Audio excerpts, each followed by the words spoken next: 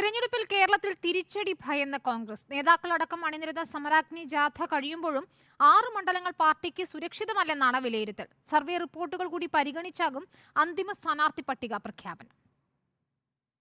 പത്തനംതിട്ട, മാവേലിക്കര, ചാലക്കുടി, തൃശൂർ, പാലക്കാട്, ആലത്തൂർ മണ്ഡലങ്ങളിലാണ് കോൺഗ്രസ് തിരിച്ചടി ഭയക്കുന്നത്.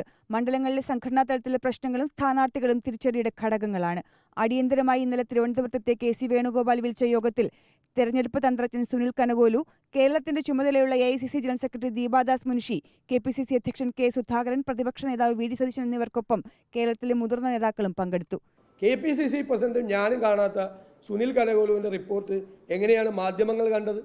20 സീറ്റിലും ജയിക്കാനുള്ള വർക്കാണ് ഞങ്ങൾ ചെയ്യുന്നത്. കാരണം ഞങ്ങൾക്ക് കഴിഞ്ഞ പ്രാവശ്യം 20-ൽ 19 പാർലമെന്റിൽ കിട്ടിയതാണ്. അത് മാറേണ്ട യാതൊരു സാഹചര്യവും ഈ പാർലമെന്റ് തെരഞ്ഞെടുപ്പിലില്ല. തിരിച്ചടി ഭയക്കുന്ന ചില മണ്ഡലങ്ങളിൽ പകരക്കാരെ ഇറക്കിയാൽ നില മെച്ചപ്പെടുത്താൻ പറ്റുമോ എന്ന ആലോചനയുണ്ടെങ്കിലും അന്തിമ തീരുമാനം ഹൈക്കമാൻഡിന്റേതാണ്. പത്തനംതിട്ട, മാവേലിക്കര, തൃശൂർ മണ്ഡലങ്ങളിൽ സിറ്റിംഗ് MPമാരെ മാറ്റിയാൽ പകരക്കാരുണ്ട്. യൂത്ത് കോൺഗ്രസ് ഉപാധ്യക്ഷൻ നബിൻ വർക്കി, KPCC വൈസ് പ്രസിഡന്റുമാരായ VP സജീന്ദ്രൻ, VT ബൽറാം എന്നിവരാണ് ഈ മണ്ഡലങ്ങളിൽ പരിഗണനയിലുള്ളവർ. സിറ്റിംഗ് MPമാർ സജീവമായി കഴിഞ്ഞ ഈ ഘട്ടത്തിൽ ഒരു മാറ്റം എങ്ങനെയെന്നതും ആലോചിക്കുന്നുണ്ട്. വയനാട് രാഹുൽ ഗാന്ധി വീണ്ടും എത്തുമോ എന്നത് ആശ്രയിച്ചായിരിക്കും ബാക്കി മണ്ഡലങ്ങളിലെ അന്തിമ തീരുമാനം. 6 മണ്ഡലങ്ങൾ സേഫല്ല എന്ന് പറയുമ്പോൾ ഒരു മണ്ഡലത്തിലെ പോലും തിരിച്ചടി നിലവിലെ അവസ്ഥയിൽ കോൺഗ്രസ് പാർട്ടിക്ക് താങ്ങാൻ പറ്റുന്നതല്ല.